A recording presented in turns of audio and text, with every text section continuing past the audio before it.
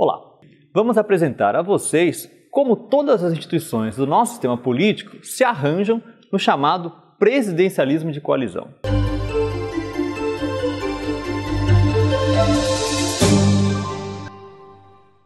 O presidencialismo de coalizão é o modelo de governabilidade em vigor no nosso país. Por meio dele, é importante lembrar, o presidente da República é eleito de maneira direta, ou seja, com o voto da população do Brasil.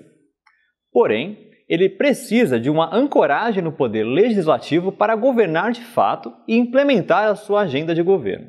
Essa ancoragem no poder legislativo se dá por meio da coalizão que ele é capaz de montar. Todos os presidentes eleitos no Brasil não conseguem compor apenas exclusivamente com o seu partido uma coalizão de governo.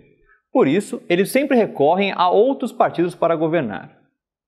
Essas coalizões, às vezes, são montadas já nos períodos eleitorais ou, muitas vezes, também acabam sendo montadas durante o período de governo. Essa coalizão é montada de forma que o presidente da República tem o apoio de 2/3 do Congresso Nacional. Mas por que 2/3? 2/3 é a medida necessária para que o presidente consiga aprovar uma PEC, uma proposta de emenda constitucional, por meio da qual ele pode implementar a sua agenda. Essa ancoragem nessa coalizão de governo dentro do poder legislativo se ancora no fato de que os partidos dentro do legislativo têm uma forte disciplina.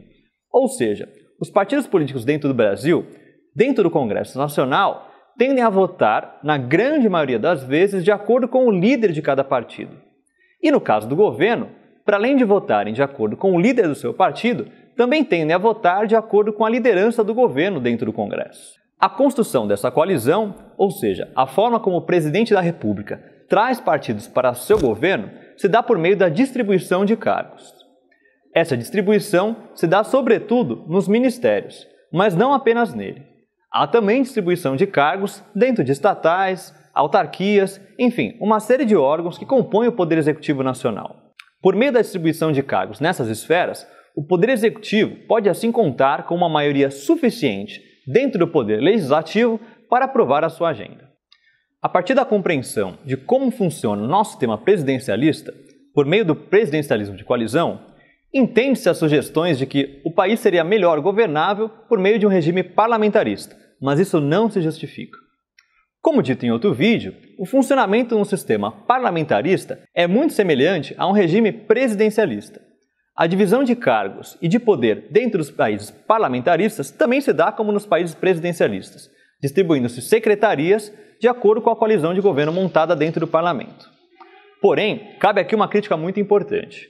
No caso do Brasil, um partido tem sido aquele que elege sempre a maior ou a segunda maior bancada desde a redemocratização, que é o PMDB. Por meio da eleição de muitos deputados federais, o PMDB tem sido o partido que controla muitas vezes, ou na grande maioria das vezes até, o cargo de presidente da Câmara dos Deputados e o cargo de presidente do Senado Federal, controlando a agenda que chega ao Legislativo vinda do Executivo. Por isso, a ideia de um parlamentarismo no Brasil seria um completo descolamento da classe política em relação à própria população. Por quê? Como dito anteriormente, o presidente da República no Brasil é eleito de maneira direta.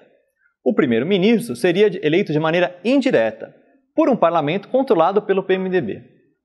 Isso fica claro quando paramos para observar qual o perfil das pessoas que têm sido eleitas nos últimos 20 anos para exercerem o cargo de presidente da Câmara dos Deputados e para exercerem o cargo de presidente do Senado Federal.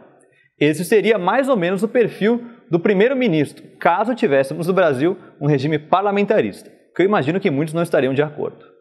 Por tudo que foi mencionado aqui, é importante mencionar que há diferentes formas de aumentar o poder da população em relação à classe política, para que não haja esse descolamento entre representantes e representados.